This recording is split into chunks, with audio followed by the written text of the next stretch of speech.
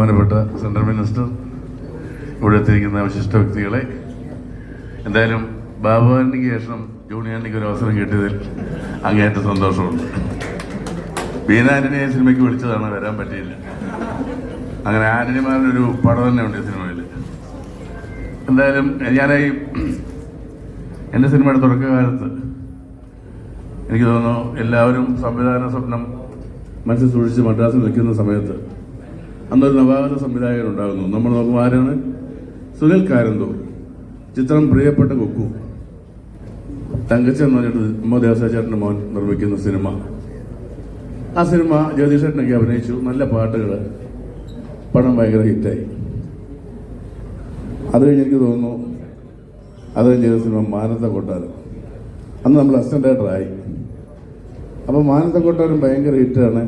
അതിലൂടെ ദിലീപ് എന്ന് പറയുന്ന നടനൊക്കെ പുതുതായിട്ട് വന്നിട്ട് നമ്മുടെ മെമ്മറിയിലുള്ള ദിലീപ് നല്ല റോളാണ്.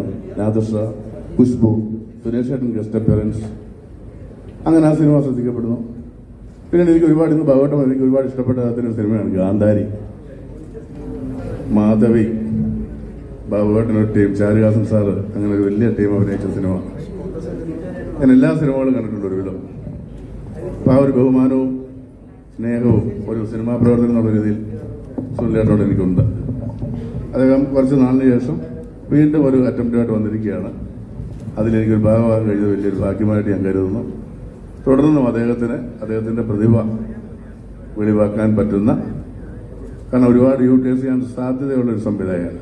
അത്യാവശ്യം കാര്യങ്ങൾ അറിയാവുന്ന ഒരു സംവിധായകനാണ്. അത് നമുക്ക് കൂടെ വർക്ക് ചെയ്യുമ്പോൾ മനസ്സിലാവും. അപ്പോൾ അതിനുള്ള സാഹചര്യം ഇവിടെ ഒരുങ്ങട്ടെ എന്ന് ഞാൻ ആത്മാർത്ഥമായിട്ട് ആഗ്രഹിക്കുന്നു, പ്രാർത്ഥിക്കുന്നു. അദ്ദേഹത്തിൻ്റെ മകളാണ് ഇതിൻ്റെ സ്റ്റോറി റൈറ്ററൊക്കെ. മേജർ രവിചേട്ടൻ ഉണ്ടായിരുന്ന സിനിമയിൽ അങ്ങനെ ഒരുപാട് പേരുണ്ടായിരുന്നു. അതുപോലെ അശോക് ചേട്ടൻ എന്നോട് പ്രത്യേകം പറയും, അശോക് ചേട്ടൻ വരാൻ പറ്റിയിട്ടില്ല. അശോക് ചേട്ടൻ ഗംഭീര റോളാണ് സിനിമയിൽ ചെയ്തിരിക്കുന്നത്, നമ്മുടെ പരിപാടിയപ്പോൾ അശോക് ചേട്ടൻ.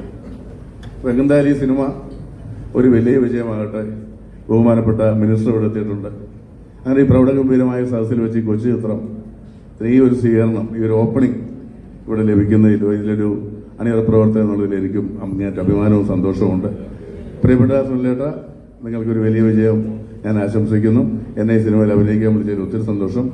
ഇനി ഇവിടെ ഡയറക്ടേഴ്സ് ആരെങ്കിലുമൊക്കെ ഇപ്പം പടങ്ങൾ ഇച്ചിരി കുറവാണ്, കാരണം എന്നെ അടുത്ത പടത്തിലേക്ക് വിളിക്കണമല്ല. അപ്പോൾ എല്ലാവർക്കും നല്ലത് നേരുന്നു. എല്ലാ ലോകാ സമസ്ത സുഖിനോ ഭവന്തു.